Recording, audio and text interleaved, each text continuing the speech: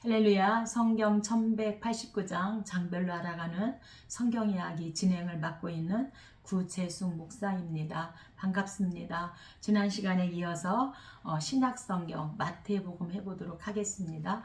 우리가 모세오경 역사서 그 다음에 예언서, 시가서를 마치고 이제 신약에 들어가서 마태복음 함께 해보도록 하겠습니다. 마태복음은 왕으로 오신 예수님을 소개하고 있습니다. 그래서 대상은 유대인이에요. 유대인이기 때문에 다윗 왕가를 통해서 오신 예수님을 마구마구 마태가 자랑하면서 그 예수님을 유대인들에게 소개하고 있습니다.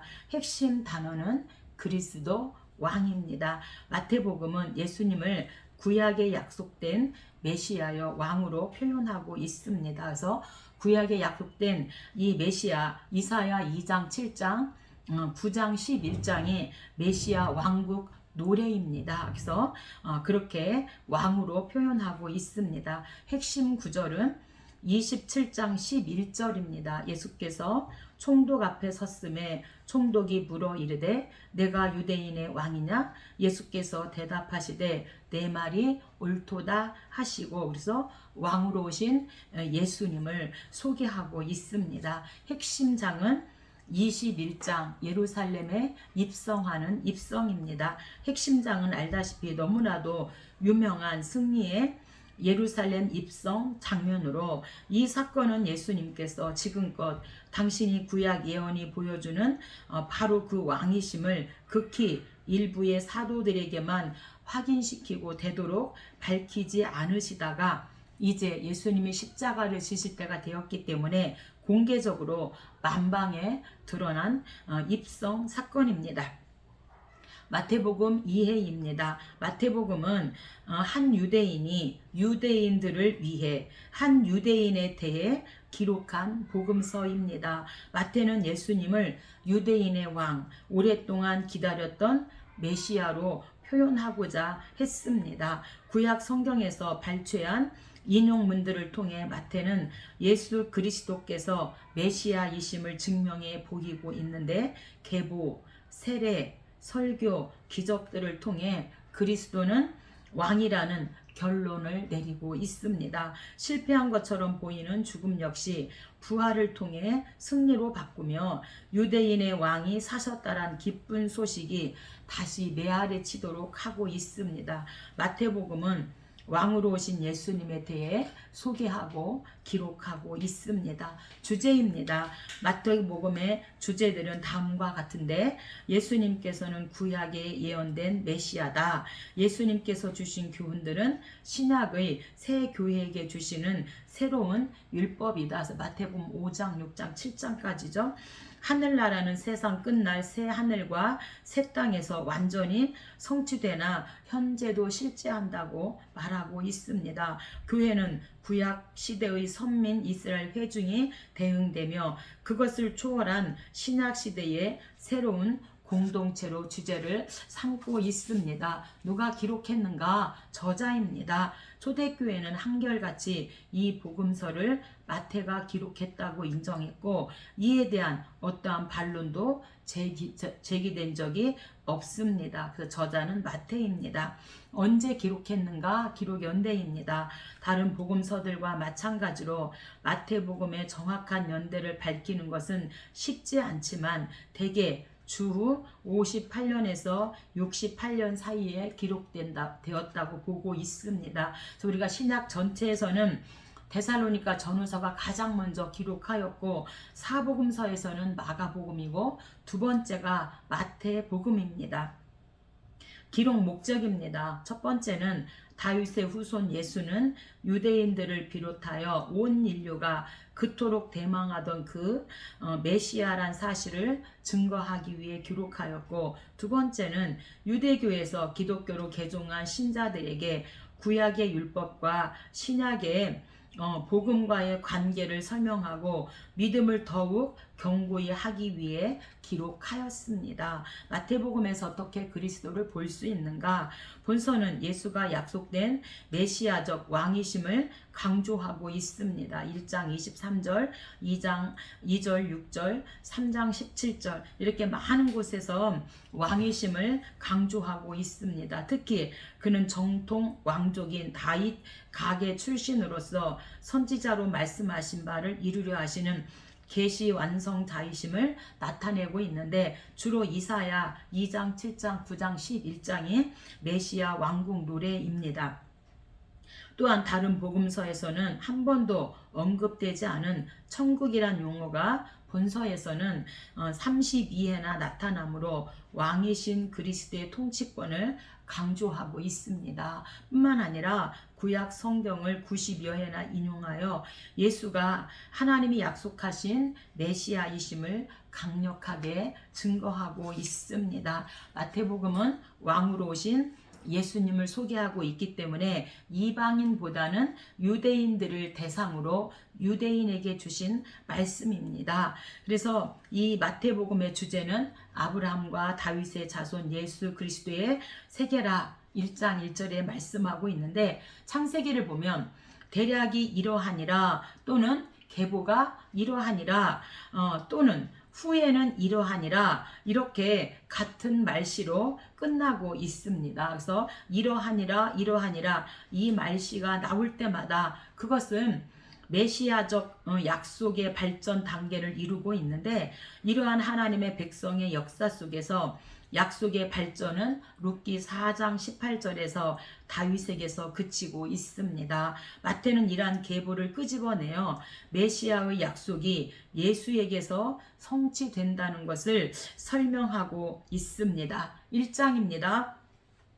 1장은 족보 탄생입니다. 왕으로 오신 예수님이기 때문에 1장에서 이제 족보가 나옵니다. 하지만 마가복음은 대상이 이방인이고 종으로 오신 예수님이에요. 종으로 오셨기 때문에 마가복음에는 족보가 나오지 않습니다. 1장 이 족보는 결론이 먼저 나오고 있는데, 즉 아브라함과 다윗의 자손으로 오신 예수님의 혈통을 먼저 밝히고 난 다음 약속의 조상들을 차례대로 언급하고 있는 점입니다.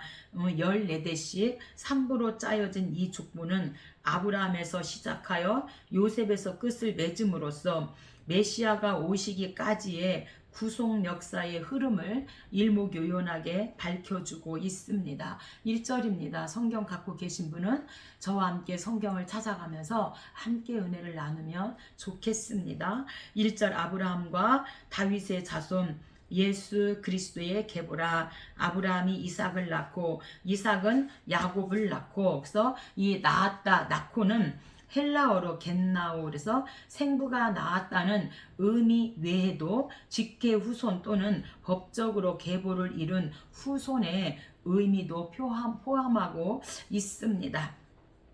3절입니다. 유다는 다말에게서 베레스와 세레를 낳고 살몬 라합에게서 보아스를 낳고 보아스는 룻에게서 이세를 낳고 이세는 다윗 왕을 낳으니라.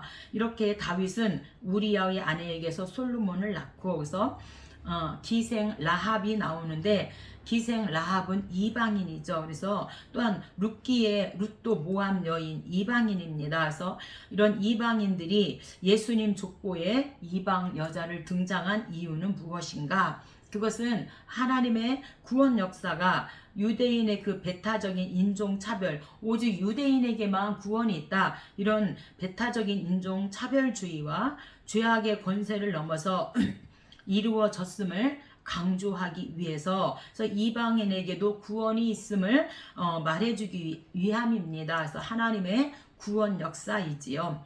7절입니다. 솔로몬은 르호보암을 낳고 르호보암은 아비야를 낳고 아비야는 아사를 낳고 아사는 여호사밧을 낳고 여호사밧은 여호람을 낳고 요람은 여호람이죠. 우시야를 낳고, 그래서 이 안에 아하시아 왕, 아달랴, 요아스, 아마샤 왕이 빠져 있습니다. 9절입니다. 우시야는 요담을 낳고 요담은 아하스를 낳고 아하스는 히스기야를 낳고 히스기야는 므낫세를 낳고 므낫세는 아몬을 낳고 아몬은 요시야를 낳고 요시야는 여고냐 여호야긴을 여긴 여고냐와 그의 형제들을 낳으니라. 그래서 여기에서도 여호아하스가 빠집니다.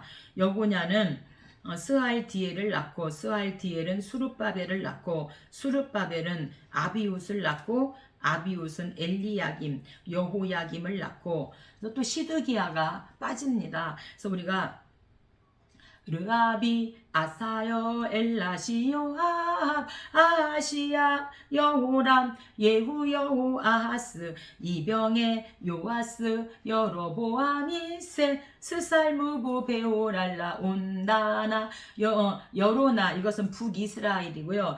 또 남유다의 왕은 르아비 아사요. 제가 지금 북이스라엘과 남유다 왕이 자꾸 이렇게 왔다 갔다 하는데 이렇게 어쨌든 남유다의 20명 왕 중에서 5명이 빠지면서 14대로 이렇게 지금 억지로 지금 14대를 깨어 맞췄음을 말을 알 수가 있습니다. 17절입니다. 그런즉 아브라함부터 다윗까지 14대요. 다윗부터 바벨론으로 사로잡아 갈 때까지 14대요. 바벨론으로 사로잡혀간 후부터 그리스도까지 14대더라. 그래서 남유다의 왕은 20명인데 14대니까 6명의 왕이 지금 이렇게 빠져 있습니다.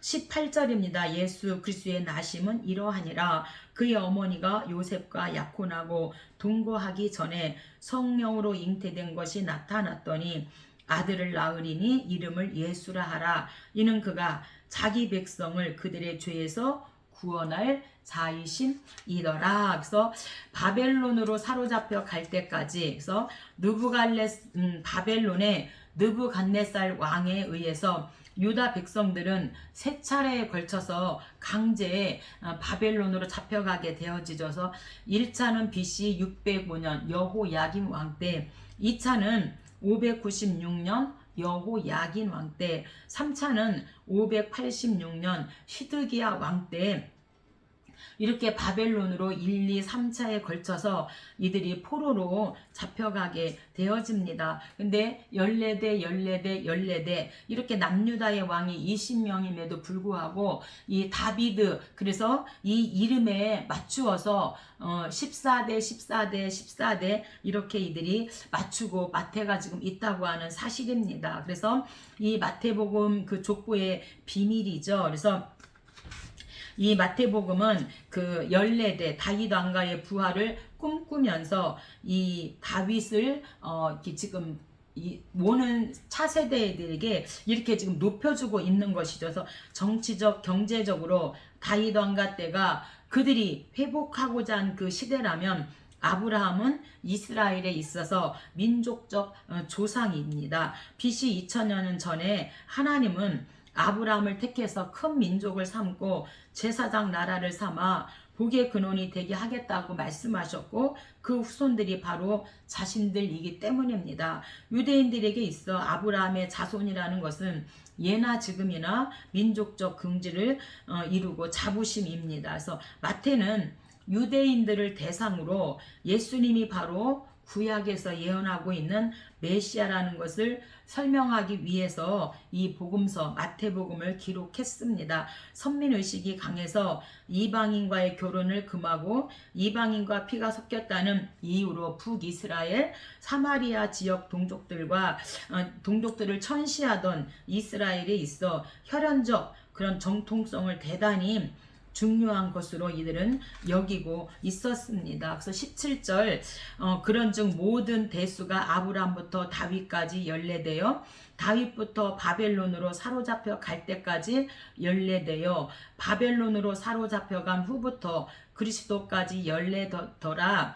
기록하면서 족보를 정리하고 있습니다. 그래서 다윗을 중심으로 14대씩 3번으로 족보를 정리하면서 이 족보의 기록이 기록 목적이 다윗에게 초점이 맞춰져 있다는 것을 이를 통해서 그리스도께서 다윗의 자손이라는 것을 명확히 보여주고 있습니다. 마찬가지로 1장 11절에 요시야가 여고냐와 그 형제들을 낳았다고 하는 것도 실제 요시아의 아들은 여호야김이고 그 아들들이 여고냐, 여호야긴, 그 다음에 시드기야 등인데, 이 외에도 이 족보는 아브라함부터 요셉까지 모든 것을 기록한 것이 아니라 14대로 인위적으로 맞추어져 있습니다. 그래서 우리가 다비드, 그래서 첫자만 따서 달레트 다에, 그래서 달레트가 숫자로 4예요. 그 다음에 다비드, 그래서 바부, 그래서 바부는 숫자로 6이고,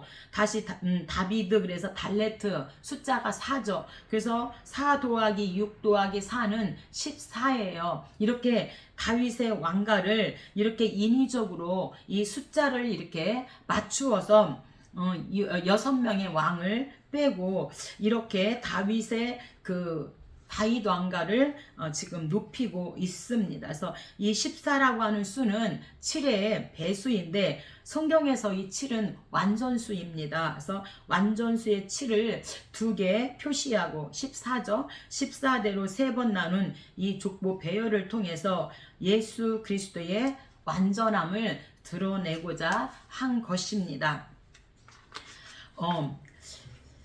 그래서 우리가 이렇게 지금 14대 14대 14대, 그래서 18절에는 예수 그리스도의 나심은 이러하니라 해서 성령으로 잉태된 것이 나타났더니, 그래서 오늘 우리는 마태가 기록한 예수 그리스도에 대한 족보를 우리가 생각해 보았습니다.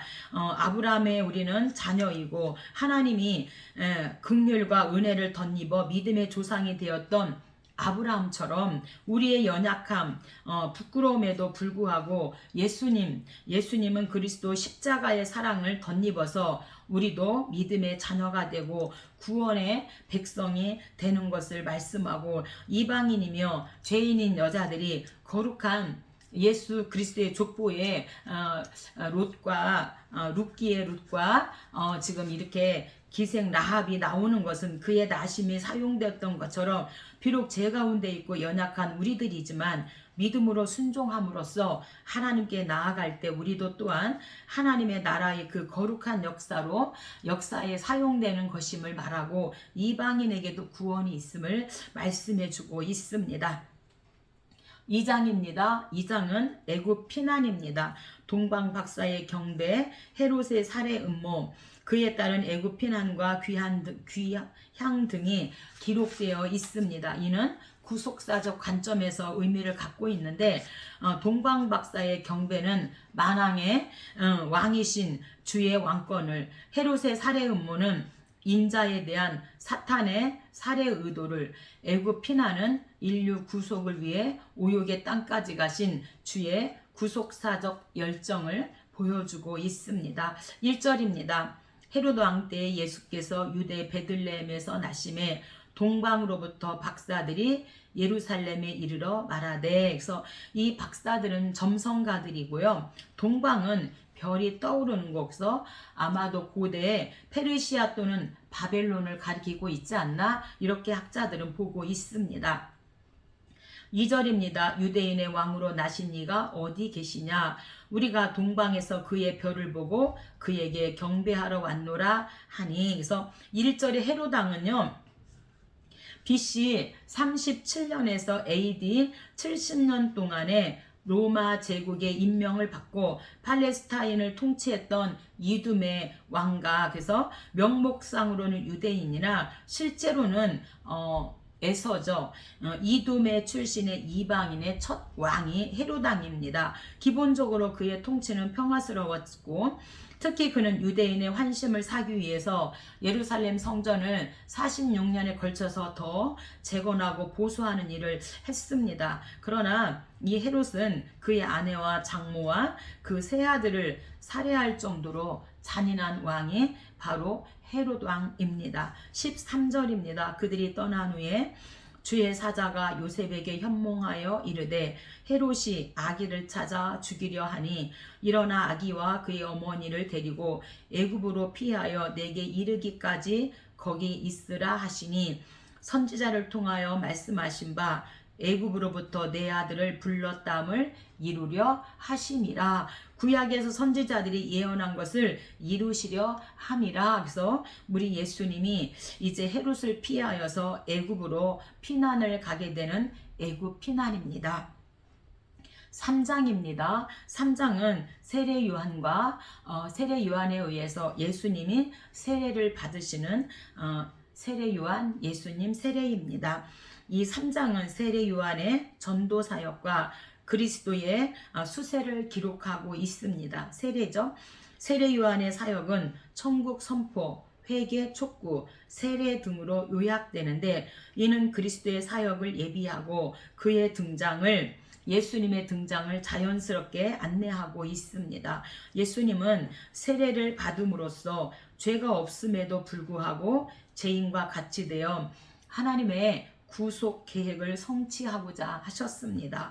1절입니다. 그때에 세례 요한이 이르러 유대 광야에서 전파하여 이르되 회개하라 천국이 가까이 왔느니라 하였으니, 그는 선지자 이사야를 통하여 말씀하신 자라. 일렀으되 광야에서 외치는 자의 소리가 있어 이르되 너희는 주의 길을 예비하라 그가 오실 길을 곧게 하라 하였느니라. 그래서 회개는 헬라어로 메타노에노서 마음뿐 아니라 생활도 완전히 바꾸는 것을 말하고 있습니다. 우리가 잘못했습니다 하나님 이렇게 말만 해서는 안 되고요. 생활도 완전히 우리가 턴을 해서 생활까지 완전히 바꾸는 것을 회개라고 이렇게 말하고 있는 것입니다. 5절입니다. 이때 예루살렘과 온 유대와 요단강 사방에서 다 그에게 나와 자기들의 죄를 자복하고 요단강에서 그에게 세례를 받더니, 우리가 구약 성경 말라기에서 끝나고 이제 구약과 신약 이렇게 세례 요한이 오는 이 기간이 약 400년이죠. 그래서 신구약 중간사라고 이렇게 말하고 있는데, 우리 주님께서 구약에서 말라기 선지자를 끝으로 400년 동안 우리 하나님께서 아무 말씀을 하지 않으셨다는 거예요. 얼마나 이 유대인들이 답답했습니까? 항상 예언서에 보면 예언자를 통해서 회개하라 막 죄를 지적하고 회개하라고 하나님이 이렇게 말씀하셨는데, 세례 요한이 오기까지 400년 동안 하나님께서 아무런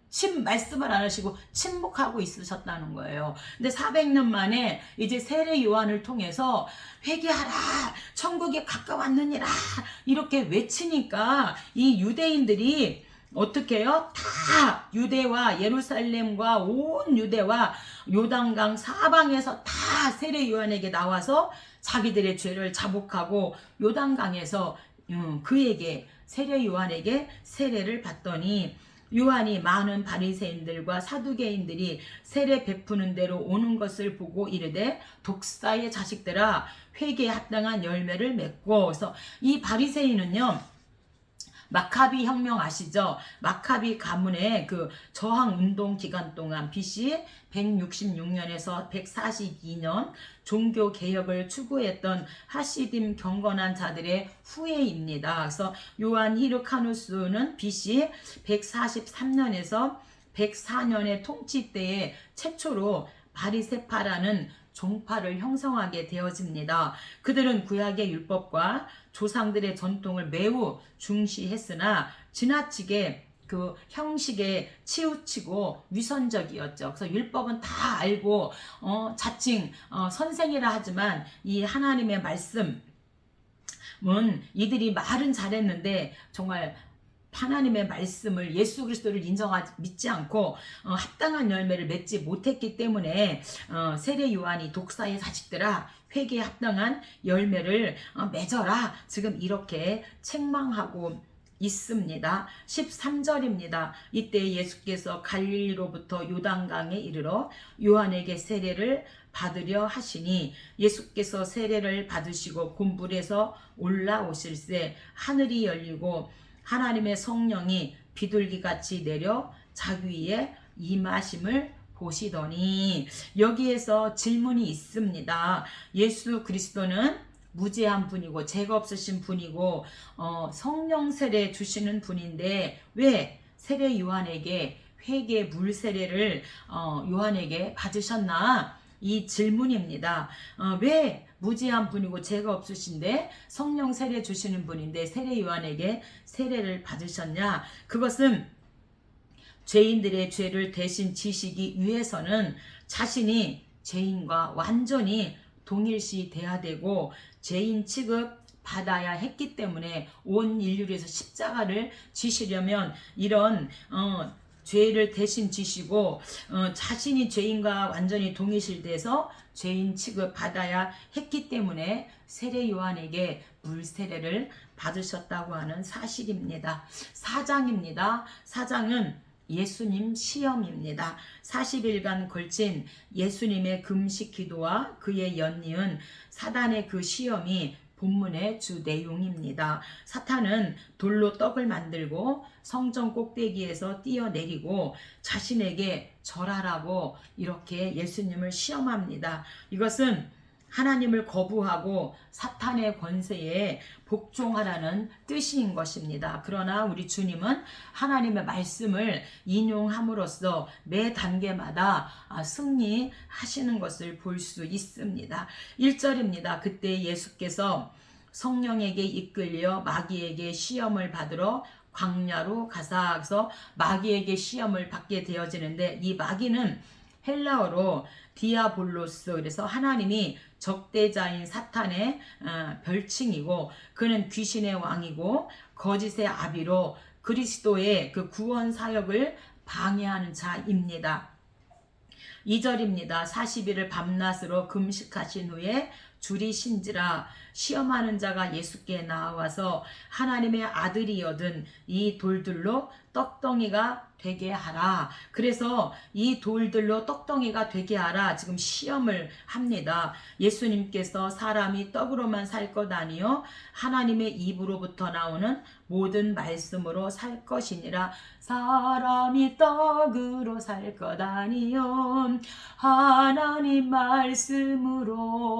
이 찬양이 있잖아요. 그래서 우리 예수님이 사람이 떡으로만 살 것이 아니다. 하나님의 입으로 나오는 모든 말씀으로 살 것이다. 이렇게 첫 번째 시험을 이기게 되어집니다. 이 사단 마귀는 돌들로 떡덩이가 되게 하라는 것은 편하게 살아라, 일하지 말고 편하게 살아라, 이런 유혹인데 우리 주님이 사람이 떡으로만 살 것이 아니라 하나님 입으로 말씀으로 살 것이다.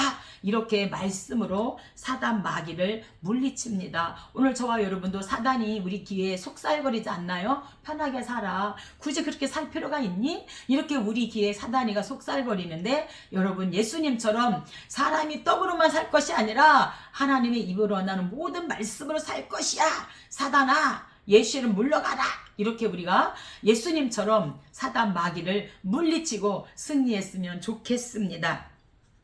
두 번째 시험입니다. 5절입니다. 마귀가 예수를 거룩한 성으로 데려다가 성전 꼭대기에 세우고 이르되 내가 만일 하나님의 아들이여든 뛰어내리라. 그가 너를 위하여 그의 사자들을 명하시리니 그들이 손으로 너를 받들어 발이 돌에 부딪히지 않게 하리로다. 사단이 내가 한 번으로 끝날 줄 알아? 그리고 또 계획을 세웁니다. 그래서 두 번째 예수님에게 찾아와서 뛰어내려라.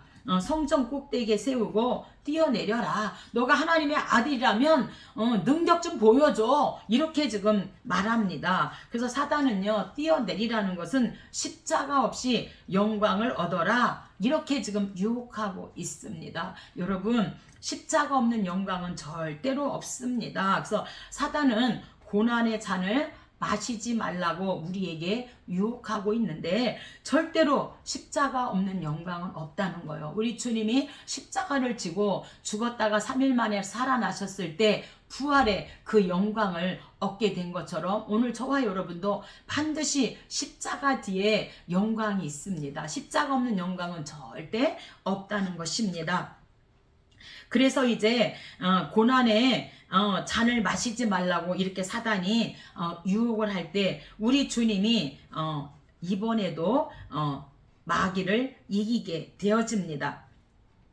8절입니다. 마귀가 또 그를 데리고 지극히 높은 산으로 가서 천하만국과 그 영광을 보여 이르되 만일 내게 엎드려 경배하면 이 모든 것을 내게 주리라.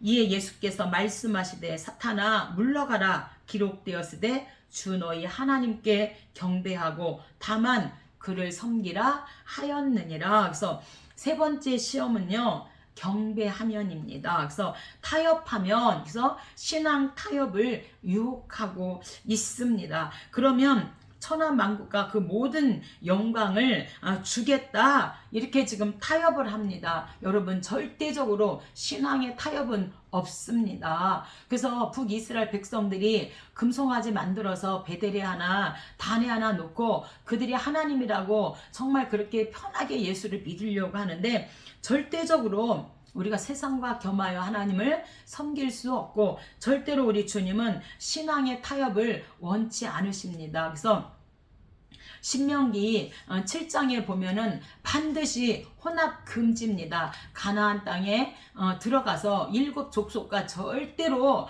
혼합하면 안 된다, 이렇게 이세들에게 모세를 통하여서 말씀하고 있습니다. 오늘 저와 여러분, 사단은 가장 가까운 사람을 통해서 신앙을 타협하게 하고 적당히 예수를 믿으라고 우리를 유혹하는데, 적당히는 없다는 거 꼭. 그래서 우리 주님이 주 너희 하나님을 어떻게 경배하고 다만 그를 섬기라 하고, 사탄아 물러가라, 이렇게 예수님도 예수의 이름으로 사탄을 물리쳤으니, 예수님이 죽음을 이기시고 마귀를 이기셨어요. 우리가 예수의 이름으로 이 사단을 물리치면, 나는 힘이 없고 능력이 없지만 예수 이름으로, 아멘이죠. 예수 이름으로 물리치면 예수님이 이기셨기 때문에 예수 이름으로 사단이 이 신앙 타협에서 우리가 물리칠 때 물러가게 되어지고, 우리가 정말 온 마음을 다하여 중심을 다하여 주 너희 하나님을 섬기게 될 줄로 믿습니다.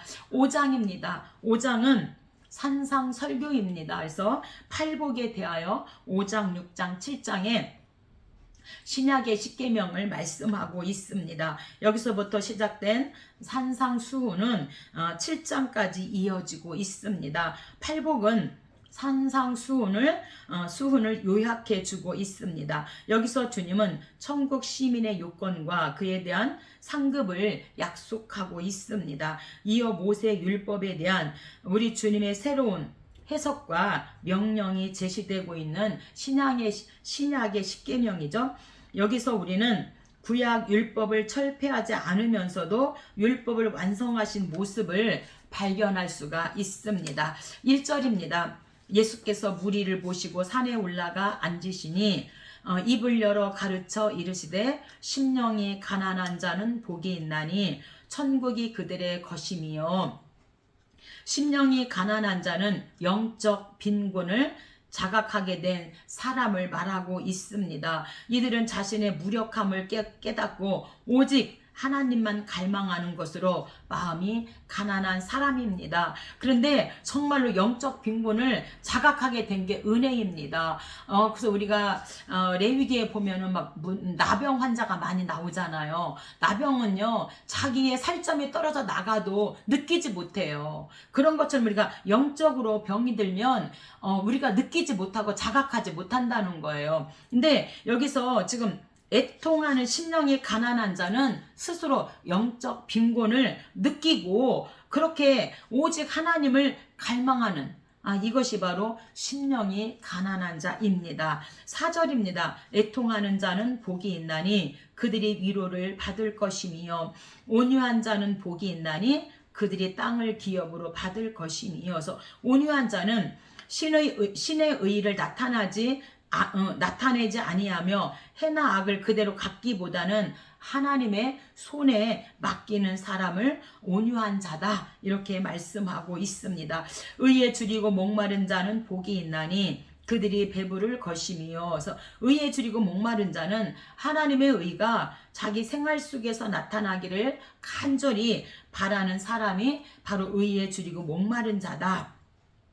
7절입니다. 긍휼히 여기는 자는 복이 있나니 그들이 긍휼히 여김을 받을 것이며 마음이 청결한 자는 복이 있나니 그들이 하나님을 볼 것임이어서 하나님을 본다는 것은 영적으로 믿음으로 하나님의 존재와 그분의 속성을 인식함을 말하고 있습니다. 화평케 하는 자는 복이 있나니 그들이 하나님의 아들이라 일컬음을 받을 것이며 의를 위하여 박해를 받는 자는 복이 있나니 천국이 그들의 것입니다. 이렇게 신약에 십계명을 말씀하고 있습니다. 심령이 가난한 자는 찬양이 있잖아요. 심령이 가난한 자는 천국이 저희 것이요 애통하는 자는 복있네 위로를 받을 것이요 온유한 자 복이 있나니 땅을 기업으로 받겠네 의에 줄이고 목마른 자는 저희 배부를 것이요 긍휼히 여기는 자는 긍휼히 여김 받겠네 마음이 정결한 자는 하나님을 볼 것이요 화평케 하는 자는 하나님의 아들이라 일컫네 의를 위하여 핍박받는 자 천국이 저희 것이라 내게도 주소서 내가 복을 받기 원하네 오 내 주여 주소서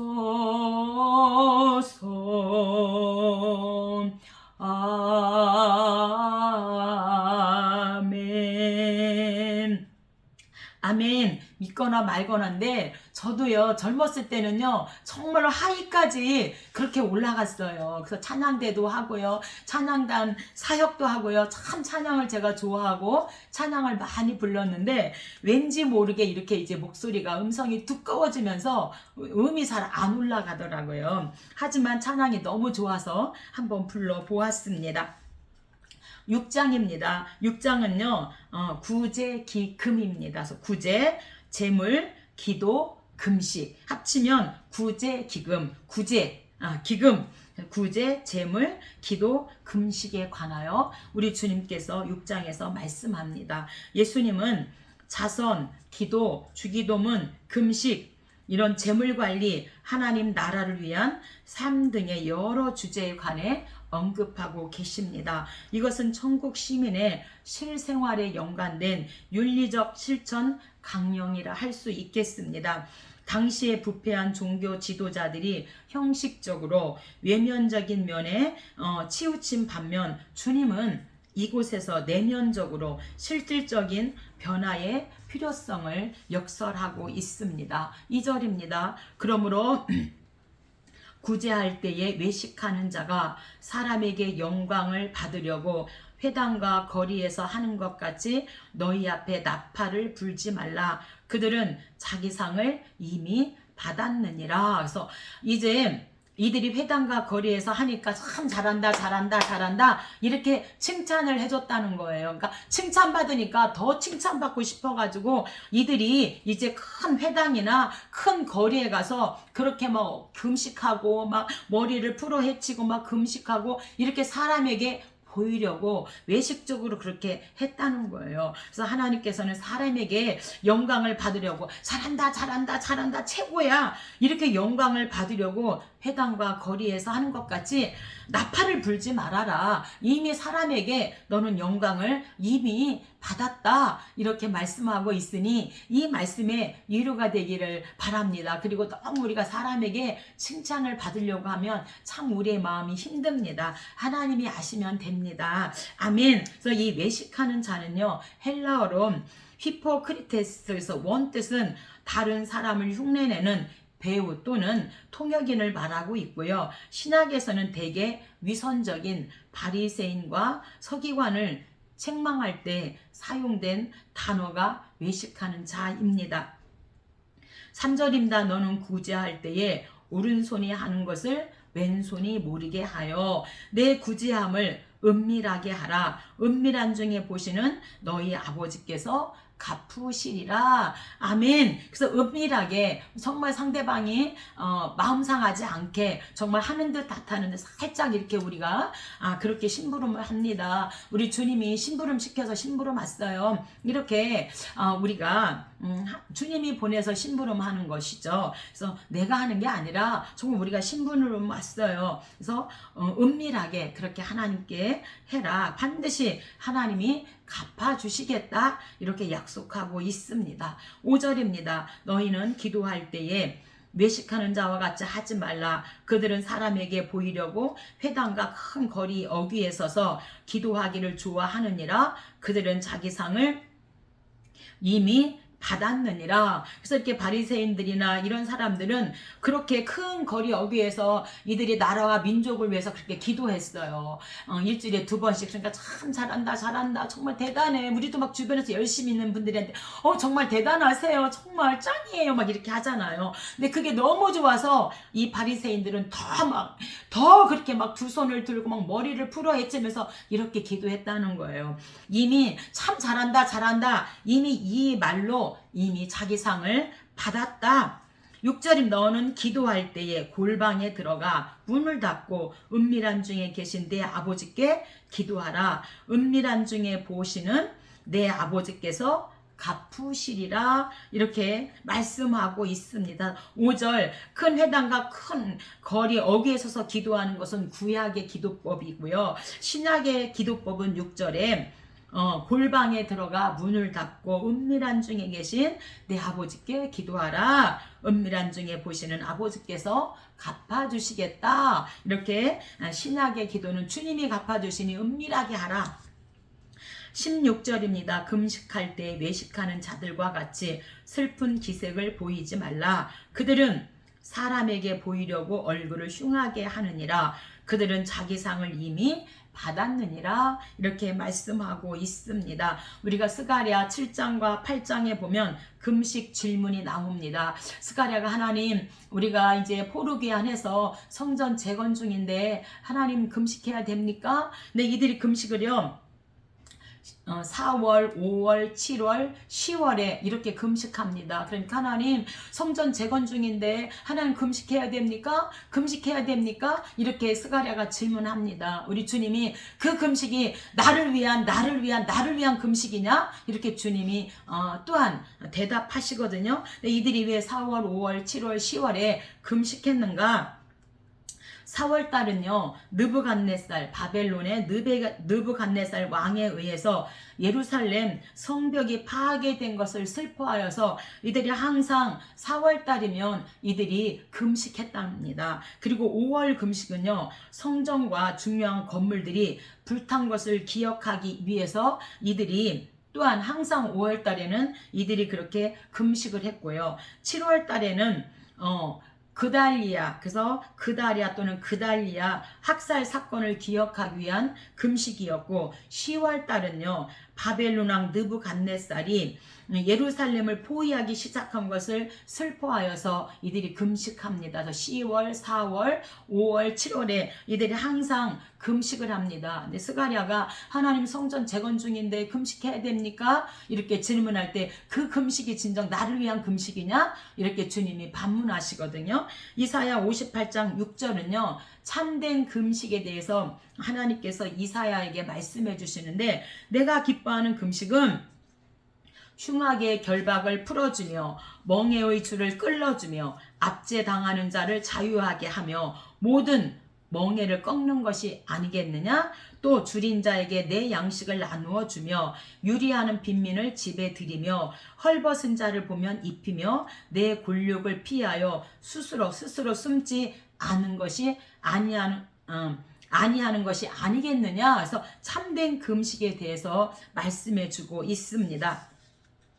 17절입니다. 너는 금식할 때에 머리에 기름을 바르고 얼굴을 씻으라. 은밀한 중에 보시는데 아버지께서 갚으시리라. 그래서 이렇게 사람에게 보이려고 하지 말고 이제 은밀한 중에 보시는 하나님께서 갚아줄 거니까 머리에 기름을 바르고 얼굴을 씻고 그렇게 금식하라고 말씀하고 있습니다. 바리새인들은요 매주 월요일과 목요일에 나라와 민족을 위해서 매주 이들이 이렇게 금식을 할 때에 이게 머리를 풀고 막 그렇게 머리를 풀어헤치고 이렇게 나는 금식하고 있습니다. 이것을 사람들에게 보였다는 거죠. 근데 너희는 바리새인들처럼 그렇게 하지 말고 금식할 때 머리에 기름을 바르고 얼굴을 씻고 은밀한 중에 보시는 하나님이 갚아줄 거니까 사람에게 보이려고 하지 마라. 이렇게 우리 주님께서 가르쳐주고 있습니다.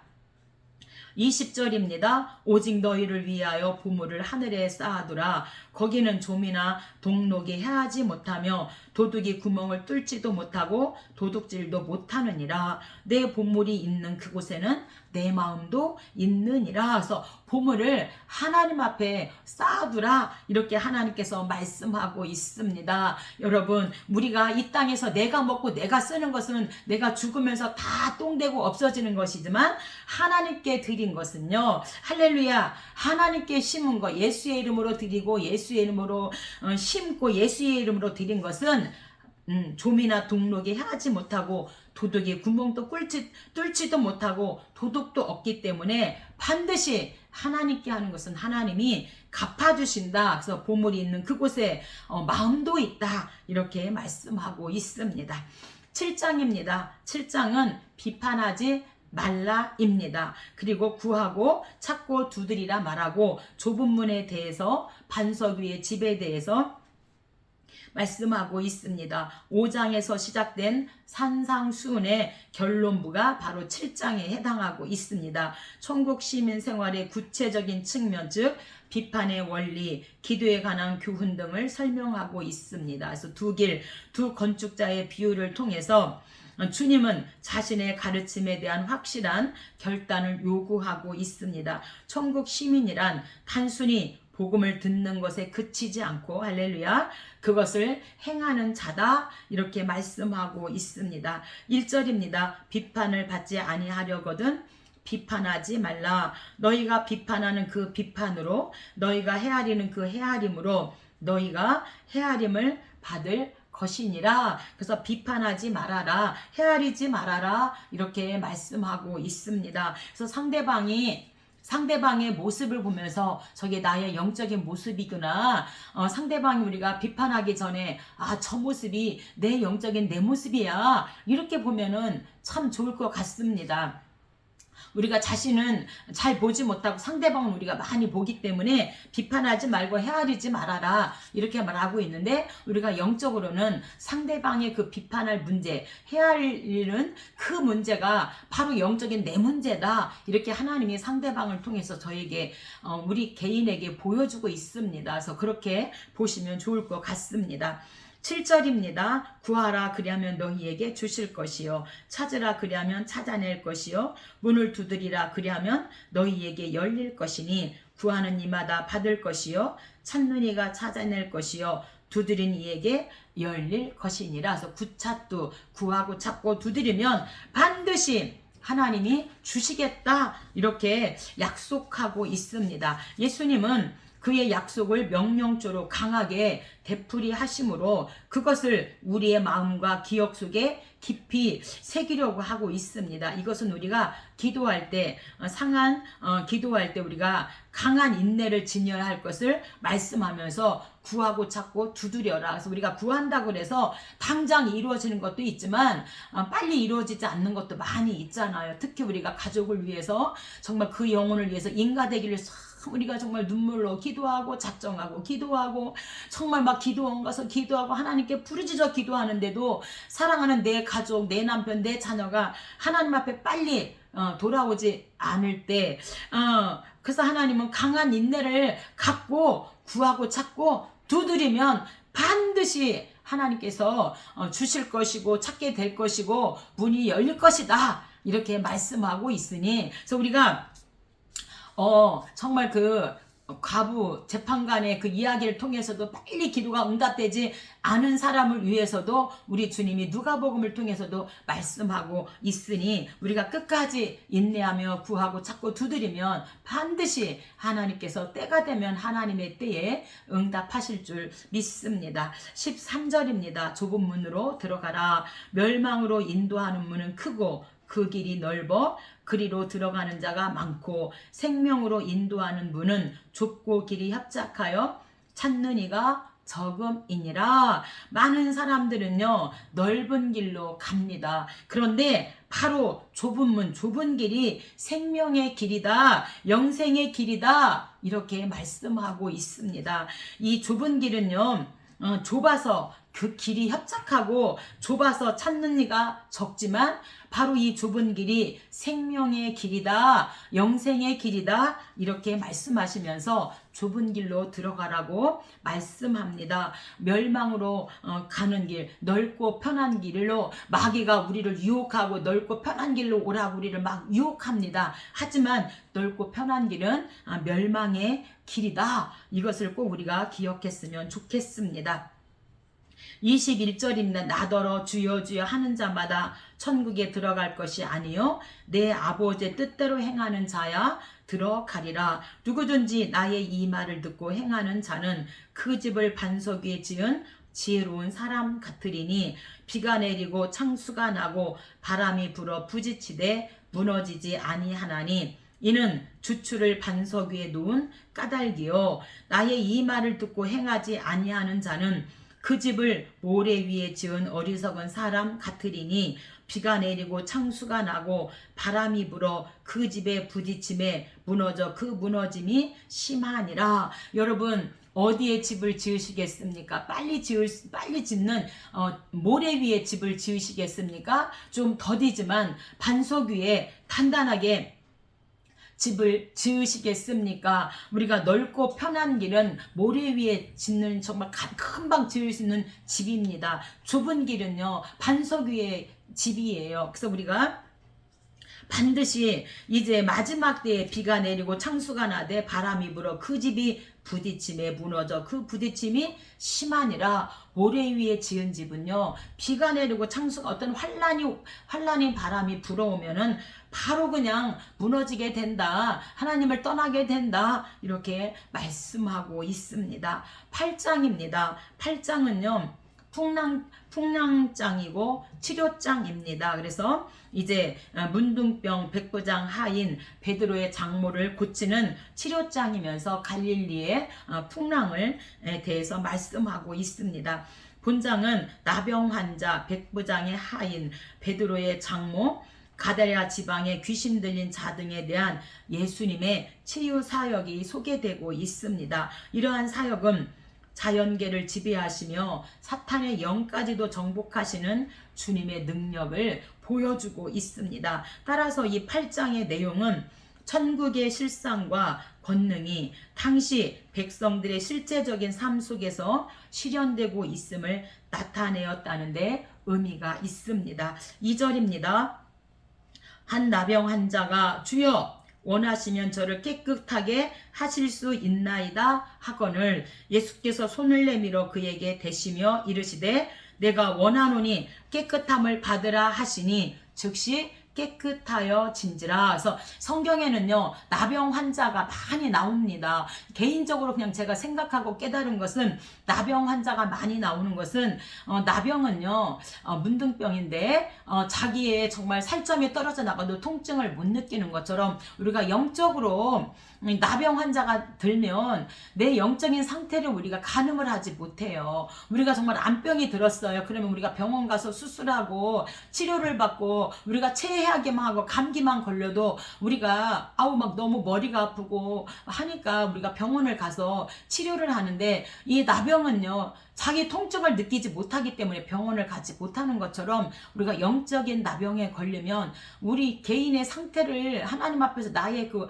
문제를 우리가 진단을 못하기 때문에 다 살 썩어야만 알 수 있는 것처럼, 그런데 이 나병 환자가 예수님께 찾아왔을 때 치료를 받게 되어집니다. 오늘 저와 영적인 우리가 나병이라면 주님을 만나야 돼요. 주님 만나면 그 나병이 깨끗하게 되는 줄 믿습니다. 4절입니다. 예수께서 이르시되 제사장에게 내 몸을 보이고 모세가 명한 예물을 드려 그들에게 입증하라 하시니라. 아멘. 그래서 나병 환자가 깨끗하여졌을 때 반드시 이제 제사장에게 몸을 보여서 입증을 해야만 이제 진영 안으로 들어올 수가 있지요. 우리나라에도 나병 환자들이 사는 마을이 있습니다. 근데 같이 전염이 너무 심해서 같이 살 수가 없기 때문에 너가 치료받았다면 제사장에게 그 몸을 보이고 입증해야만 진영 안으로 사람이 사는 곳으로 들어올 수가 있는 것이죠.